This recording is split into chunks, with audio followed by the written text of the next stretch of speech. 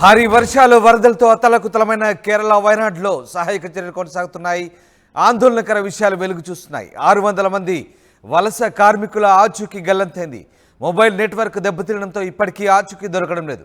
మండక్కై ప్రాంతంలో తేయాకు, కాఫీ, యాలకుల తోటల్లో పనిచేసేందుకు బెంగాల్, అసోం నుంచి వచ్చిన వందలాది కార్మికులు వరదల్లో చిక్కుకున్నారు. మలయాళీ ప్లాంటేషన్లో పనిచేస్తున్నారు 600 మంది కార్మికులు. అయితే మండక్కైలో ఈ 600 మంది కార్మికులు నివాసం ఉంటున్నట్టుగా తెలుస్తోంది. కార్మికులు రెస్పాన్స్ కాకపోవడంతో వారి కుటుంబ సభ్యులు ఆందోళన వ్యక్తం చేస్తున్నారు. వరదలో 5 కార్మికుల మృతదేహాలు కొట్టుకు వచ్చాయి. వాతావరణం అనుకూలంగా లేకపోవడంతో అటు వయనాడు ఎంపీ రాహుల్ గాంధీ పర్యటన కూడా రద్దయింది. ఇటు వందలాది మంది ఇప్పటికే బురదలో కూరుకుపోయారు. భారీ వర్షాలకు వయనాడ్ జిల్లా అతలాకుతలమైంది.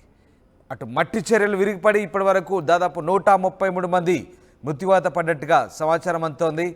మెప్పడి, మండక్కై, చురల్మల, అత్తమల, నోల్పూజ గ్రామాల్లో దాదాపు 600 మంది వలస కూలీల జాడ తెలియడం లేదు. ఈ గ్రామాలన్నీ కూడా పూర్తిగా తుడిచిపెట్టుకుపోయాయి. మీరు చూస్తున్న దృశ్యాలు కేరళ వయనాడ్ జిల్లాకు సంబంధించి పూర్తిగా కొండ చర్యలు విరిగిపడి భారీగా ప్రాణ ఆస్తి నష్టం సంభవించింది. ఎక్కడికక్కడ గ్రామాలు దాదాపు 5 గ్రామాలు తుడిచిపెట్టుకుపోయాయి. అవన్నీ కూడా పూర్తిగా బురద, ఇసుక మెట్లలో కూరుకుపోయిన పరిస్థితి. దీంతో దాదాపు 600 మంది వలస కూలీల ఆచూకీ ప్రస్తుతం తెలియడం లేదు. మీరు చూస్తున్న దృశ్యాలు డ్రోన్ విజువల్స్. ఓవైపు డ్రోన్ విజువల్స్ చూడొచ్చు, పూర్తిగా ఏరియల్ వ్యూ షాట్స్. ఆ గ్రామాలకు సంబంధించి మట్టి పిల్లలు పూర్తిగా కొండ చర్యలు విరిగిపడంతో కొండ చర్యల కింద దాదాపుగా చాలామంది చిక్కుకున్నట్టుగా తెలుస్తుంది. అయితే ఇప్పటి వరకు 133 మంది చనిపోయినట్టుగా అధికారికంగా నిర్ధారించారు. ఇంకా 600 మంది వలస కూలీల జాడ తెలియాల్సి ఉంది. వీళ్ళంతా కూడా పశ్చిమ బంగాల్, అసోం నుంచి తేయాకు, అలాగే యాలకుల తోటల్లో పనిచేసేందుకు, టీ ఎస్టేట్స్లో పనిచేసేందుకు ఈశాన్య రాష్ట్రాల నుంచి వచ్చిన వలస కూలీలుగా చెప్తున్నారు. వీళ్ళ జాడ తెలియకపోవడంతో వాళ్ళ కుటుంబ సభ్యులు ఆందోళన వ్యక్తం చేస్తున్నారు. ఇప్పటికే మొబైల్ నెట్వర్క్ కూడా అక్కడ పనిచేయడం లేదు. సహాయక చర్యలు కూడా ఆటంకం కలుగుతున్న పరిస్థితి. ఒకసారి ఆ దృశ్యాలు చూడొచ్చు. ఎన్డీఆర్ఎఫ్ బృందాలు తీవ్రంగా శ్రమిస్తున్నాయి. పూర్తి స్థాయిలో సహాయక చర్యలో నిమగ్నమైన పరిస్థితి. కేంద్ర బలగాలు, ఆర్మీ కూడా రంగంలోకి దిగిన పరిస్థితి. హెలికాప్టర్ల ద్వారా కూడా ఆ ప్రాంతాలంతా కూడా జల్లెడ పట్టారు. ఎక్కడెక్కడ మృతదేహాలు ఉన్నాయన్న కోణంలో కూడా పోలీసులు పూర్తిగా భద్రతా బలగాలు ఆ ప్రాంతాన్ని జల్లెడ పట్టిన పరిస్థితి. ఎక్కడెక్కడ ఎలాంటి చర్యలు తీసుకోవాలో పూర్తి స్థాయిలో అధికారులు నిమగ్నమైన పరిస్థితి. అయినప్పటికీ కూడా ఇంకా వాతావరణం అనుకూలించలేదు. ఇంకా కొన్ని చోట్ల వర్షాలు కురుస్తూనే ఉన్నాయి. మరికొన్ని చోట్ల చిన్నపాటి కొండ చర్యలు విరిగిపడుతున్న పరిస్థితి. అయితే పూర్తిగా బురద మేట వేసి ఉన్న పరిస్థితి. ఇళ్ళకిళ్ళే పూర్తిగా బురదలో కూరుకుపోయిన పరిస్థితి. చాలా గ్రామాలన్నీ కూడా కొండ చర్యల్లో చిక్కుకున్న పరిస్థితి. అయితే 600 మంది వలస కూలీల పరిస్థితి ఏంటి? మరి వారు బతికే ఉన్నారా లేదా కొండ చర్యల విరిగిపడ్డ కొండ చర్యల శిథిరాల కింద సమాధయ్యారా? ఏం జరుగుతుందనేది మాత్రం ఇంకా తెలియాల్సి ఉంది. చలియార్ నదిలో డెడ్ బాడీలు తేలియాడుతుంటే ఒక్కసారిగా అక్కడ పరిస్థితులు హృదయ విదారకంగా కనిపిస్తున్నాయి. వందలాది మృతదేహాల నదిలో కొట్టుకు వస్తుంటే ఒక్కసారి కేరళలో వరదల దుస్థితి ఏ రకంగా ఉందో మనకు అర్థం పడుతోంది. దాదాపు 2 రోజులుగా కురుస్తున్నటువంటి భారీ వర్షాలతో ఒకసారిగా కేరళ అతలాకుతలమవుతున్న పరిస్థితి. ఇక వయనాడులో సహాయక చర్యలకు ముందుకు సాగే కొద్దీ ఆందోళనకర విషయాలైతే బయటకు వస్తున్న పరిస్థితి కనబడుతుంది. ఫోన్ నెట్వర్క్ దెబ్బతినడం సమస్యను మరింత తీవ్రంగా మార్చిందని చెప్పవచ్చు. ముఖ్యంగా ఈ మండక్కై ప్రాంతంలో ఉన్నటువంటి తేయాకు, కాఫీ, యాలకుల తోటల్లో పనిచేసుకు వచ్చినటువంటి ఈశాన్య రాష్ట్రాలకు చెందినటువంటి పశ్చిమ బంగాల్, అసోం నుంచి వచ్చినటువంటి కార్మికులు ఇక్కడ ఉన్నారు.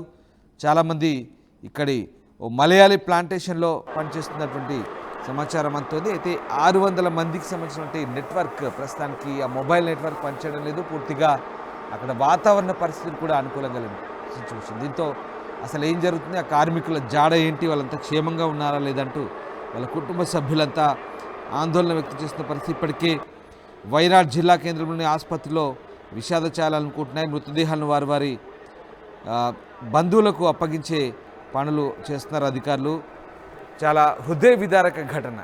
అసలు ప్రకృతి ప్రకోపానికి గురైనటువంటి కేరళ వయనాడులో వర్షాకాలం వచ్చిందంటే చాలు కొండ చర్యల ప్రాంతంలో, ముఖ్యంగా కేరళ ప్రాంతంలో అసలు ఏం జరుగుతుందనే భీభత్స భయానక పరిస్థితులు ఇంకా కళ్ళకు అద్దం పడుతున్నాయి, కళ్ళకు కట్టినట్టుగా కనబడుతున్నాయి. 2018 వరదలు, 2020 వరదలు భారీగా ప్రాణ నష్టం సంభవించినప్పటికీ కూడా, ప్రకృతి ప్రకోపం సంభవించినప్పటికీ కూడా ఎందుకు దీనికి సంబంధించినటువంటి ఆ గుణపాఠం నేర్చుకోవడం లేదు కేరళ ప్రభుత్వం. కానీ అక్కడ ఏం చేస్తుంది, ముఖ్యంగా ఫ్లడ్ మేనేజ్మెంట్, రివర్ మేనేజ్మెంట్, అలాగే ఈ బ్రిడ్జ్ మేనేజ్మెంట్ కూడా ఎందుకు ప్రకృతి విలయం సంభవించినప్పుడు ప్రాణ నష్టం జరగకుండా చర్యలు తీసుకునే ముందస్తు ప్రణాళికలు రచించడం లేదన్నది ఇక్కడ $1 మిలియన్ ప్రశ్న.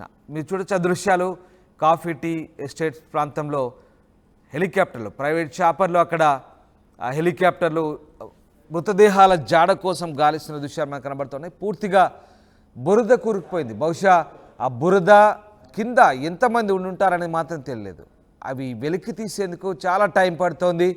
సహాయక చర్యలకు అక్కడ ఆర్మీ, స్థానికంగా ఉన్నటువంటి NDRF బృందాలు, స్థానిక అధికారులు, కేరళ పోలీస్ బృందం వీళ్ళంతా కూడా తీవ్రంగా శ్రమిస్తున్నారు. కానీ ఎక్కడికక్కడ బురద మేట వేసింది. ఒకసారి హెలికాప్టర్తో గాలిస్తున్న దృశ్యాలు మీరే.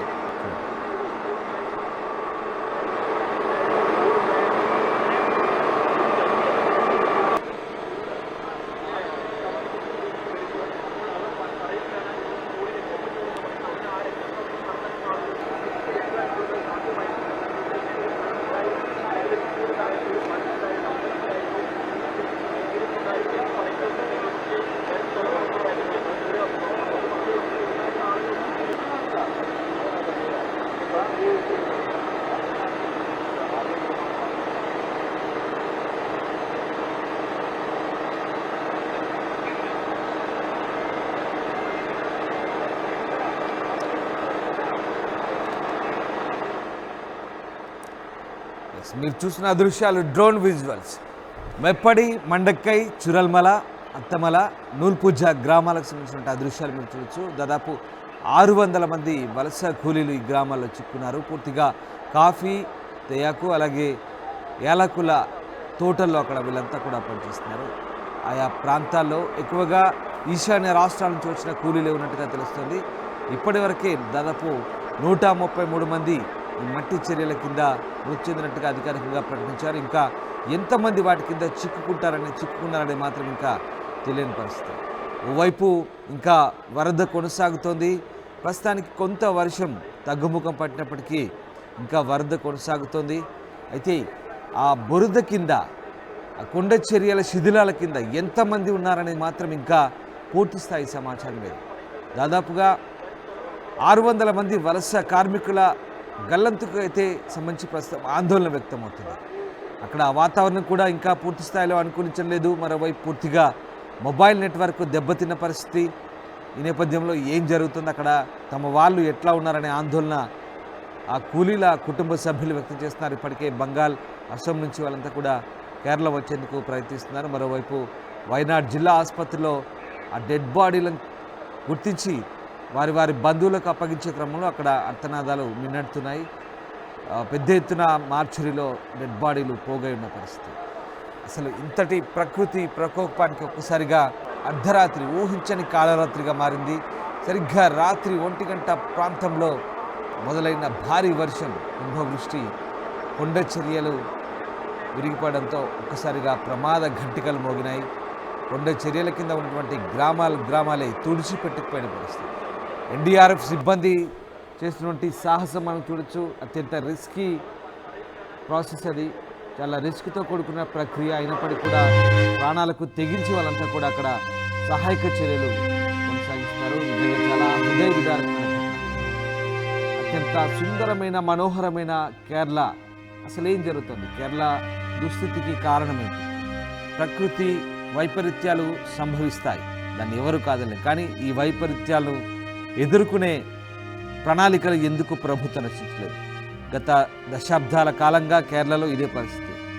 ప్రకృతి వైపరీత్యాలు సంభవించినప్పుడు, సాధారణ న్యాచురల్ కలామిటీస్ జరిగినప్పుడు వీటిని ఎదుర్కొనే, వీటి బారి నుంచి రక్షించే ప్రణాళికలు కేరళ ప్రభుత్వం చేయడం లేదు. సాధారణంగా కేరళ అంతా కూడా కొండ చర్యలతో కూడినటువంటి ప్రాంతం, అత్యంత సుందర రమణీయమైనటువంటి ప్రాంతం. పర్యాటకులను విశేషంగా ఆకట్టుకుంటుంది. భారీ సంఖ్యలో దేశవ్యాప్తంగా ఉన్నటువంటి పర్యాటకులంతా కూడా కేరళ వెళ్తుంటారు. చాలా అందంగా ఉంటుంది. కానీ ఇప్పుడు అందమైన ప్రదేశాలు మృత్యుకుహరాలుగా మారాయి. పూర్తిగా శవాలతో అక్కడ పూర్తిగా ఒక హృదయ విదారక ఘటనలు చోటు చేసుకునే పరిస్థితి. సో ఏం జరుగుతుంది, ఎందుకు దీనికి సంబంధించిన ప్రణాళికలు ప్రభుత్వం రచించలేదంటే ఇంకా కేరళ ఇంకా పాఠాలు నేర్వాల్సింది. వందల సంఖ్యలో మృతులు పెరుగుతున్నారు. 2018 వరదల్లో దాదాపు 450 మందికి పైగా మృతి చెందారు. 2020లో 104 మందికి పైగా మృతి చెందారు. ఇప్పుడు తాజాగా 133 మంది చనిపోయారు. ఇవి కేవలం అధికారిక లెక్కలే. అనధికారికంగా ఇంకా ఎంతమంది చనిపోయారు ఆయా సందర్భాలు అనేది దానికి లెక్కలేదు. కానీ ఇంకా కూడా కేరళ ప్రభుత్వం దీనికి సంబంధించినటువంటి అలర్ట్ జారీ చేసే క్రమంలో కావచ్చు, ప్రజల్ని అప్రమత్తం చేయడంలో విఫలమైందనే విమర్శలు వినిపిస్తున్నాయి. ఎస్, ఆ దృశ్యాలు చూడొచ్చు. అందమైన కాఫీ తేయాకు తోటల మధ్య ఉన్నటువంటి ఆ నివాస సముదాయాలు ఇప్పుడు పూర్తిగా శవాల దిబ్బలతో కూడుకున్న పరిస్థితి, పూర్తిగా బురద మేటి వస్తున్న పరిస్థితి.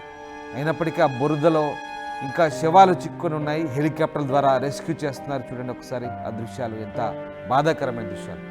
అటు ఇటు వెళ్లేందుకు మధ్యలో నది అడ్డంగా ఉంది, చిన్నపాటి వాగులు వంకలు అడ్డంగా ఉన్నాయి. వరద బీభత్సం ఇంకా కొనసాగుతుంది. అక్కడ సహాయక చర్యలకు ఇంకా ఆటంకం కలుగుతుంది. పూర్తిగా మెడికల్ ఎమర్జెన్సీ విధించారు కేరళ వయనాడు ప్రాంతంలో. అధికారులంతా కూడా అక్కడే మెడికల్ క్యాంపులు ఏర్పాటు చేసుకొని ప్రస్తుతానికి సహాయక చర్యలు కొనసాగుతున్నాయి. ఎస్, చూడొచ్చు అంతటి బురద. ఆ బురదలో ఎన్డీఆర్ఎఫ్ సిబ్బంది ఎంత తీవ్రంగా శ్రమిస్తున్నారు. ప్రాణాలకు తెగించి వాళ్ళు కూడా శ్రమిస్తున్న దృశ్యాలు మనకు కనబడుతూ ఉన్నాయి. పెద్ద ఎత్తున కొండ చర్యలన్నీ కూడా కింద విరిగిపడంతో అదే ఎత్తులో అంతే స్థాయిలో బురద కూరుకుపోయిన పరిస్థితి.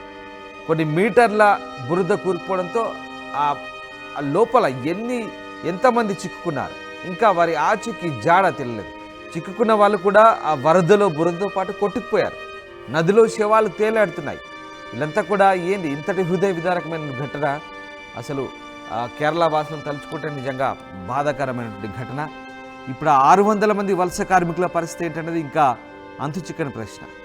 మండక్కై ప్రాంతంలోని తేయాకు కాఫీ యాలకుల తోటల్లో పనిచేస్తున్నారు. బెంగాల్, అస్సాం నుంచి వచ్చినటువంటి వందలాది మంది కార్మికులు, ఈశాన్య ప్రాంతాల నుంచి వచ్చినటువంటి వందలాది మంది కార్మికులు ఓ మలయాళీ ప్లాంటేషన్లో పనిచేస్తున్నారు. వీళ్ళంతా కూడా మండక్కై ప్రాంతంలో నివాసం ఉంటున్నారు. అక్కడ స్థానికంగా కొండ చర్యల కింద ఆ హిల్ స్టేషన్లో ఉన్నటువంటి ప్రాంతంలో ఉన్నటువంటి ఇళ్లలో నివాసం ఉంటున్నారు. అర్ధరాత్రి కాళరాత్రిగా మారింది. ఒకసారి కొండ చర్యలు విరిగిపడి నిద్రలోనే చాలామంది మృత్యు ఒడికి చేరుకున్నారు. 600 మంది పరిస్థితి ఏంటి? వాళ్ళంతా కూడా రెస్పాన్స్ కాకపోవడంతో కుటుంబ సభ్యులు ఆందోళన వ్యక్తం చేస్తున్నారు. ఇప్పటికే కేరళకు వస్తున్న పరిస్థితి. వరదలో చాలామంది కొట్టుకుపోయారు. 5 కార్మికుల మృతదేహాలను వరదలో కొట్టుకుపోతుంటే గమనించి ఎన్డీఆర్ఎఫ్ సిబ్బంది బయటకు తీశారు. వాతావరణం అనుకూలంగా లేకపోవడంతో అక్కడ పర్యటించాలనుకున్నటువంటి స్థానిక ఎంపీ రాహుల్ గాంధీ కూడా పర్యటన రద్దు చేసుకున్నారు. ఇప్పటికే వందలాది మంది బురదలో కూరుకుపోయారు. వాళ్ళందరినీ తీయడానికి ఇంకా ఎంత సమయం పడుతుందో తెలియని పరిస్థితి. ఓవైపు ఇండియన్ ఆర్మీ స్థానికంగా ఉన్నటువంటి అక్కడ రెస్క్యూ చేస్తున్న పరిస్థితి. ఇండియన్ ఆర్మీతో పాటు స్థానిక అధికారులు, లోకల్ పోలీస్, రెవెన్యూ సిబ్బంది అంతా కూడా తీవ్రంగా శ్రమిస్తున్నారు. ఎన్డీఆర్ఎఫ్ బృందం తీవ్రంగా శ్రమిస్తోంది. అయినప్పటికీ కూడా ఇంకా చాలామంది ఆచూకీ తెలియని పరిస్థితి. ఇప్పటికే 133 మంది చనిపోయినట్టుగా అధికారికంగా అధికారులు వెల్లడించారు. ప్రధానంగా మెప్పడి, మండక్కై, చూరల్మల, అత్తమల, నూల్పుజ గ్రామాల్లో ఇంకా 600 మంది వలస కూలీల జాడ తెలియలేదు. ఈ గ్రామాలు పూర్తిగా తుడిచిపెట్టిపోయాయి కొండ చర్యల కింద. చలియార్ నదిలో డెడ్ బాడీలు తేలియాడుతున్నాయి. వందలాది మృతదేహాలు కొట్టుకు వస్తున్నాయి. దీంతో ఒక్కసారిగా హృదయ విదారక ఘటన. మీరు చూడొచ్చు ఆ దృశ్యాలు, aerial view shots, drone visuals. అట్లాగే అక్కడ ఎన్డీఆర్ఎఫ్ సిబ్బంది, వందలాది మంది సిబ్బంది, ఎన్డీఆర్ఎఫ్ సిబ్బంది, వాళ్ళంతా కూడా స్థానికులు కాదు, లేదో మృతదేహాలకు వచ్చినటువంటి బంధువులు కాదు, వాళ్ళంతా కూడా ఎన్డీఆర్ఎఫ్ సిబ్బంది. స్థానికంగా చిక్కుకున్న వారిని కాపాడేందుకు చేస్తున్నటువంటి తీవ్ర ప్రయత్నం అది. రహదారులు దెబ్బతిన్నాయి. పరిస్థితులు ఏమాత్రం అనుకూలంగా లేవు, ప్రకృతి అనుకూలించట్లేదు. అయినప్పటికీ కూడా అత్యంత సాహసోపేతమైనటువంటి సహాయక చర్యల్లో అక్కడ సిబ్బంది పాల్గొంటున్నారు. ఓవైపు వరద, మరోవైపు వర్షం, పూర్తిగా అనుకూలంగా లేని పరిస్థితి. అటు హెలికాప్టర్ల ద్వారా ఇటు కింద బురద మేటలు తీస్తూ దొరికిన శవాలని బయటకు తీస్తూ చాలా సాహసమైనటువంటి ప్రక్రియ చేస్తున్నారు ఎన్డీఆర్ఎఫ్ సిబ్బంది. కేరళని బహుశా ఈ ప్రకృతి నుంచి దేవుడే కాపాడాలి. ప్రతిసారి భారీ వర్షాలు కురిసిన ప్రతిసారి కొండ చర్యలు విరిగిపడడం, వందలాది మంది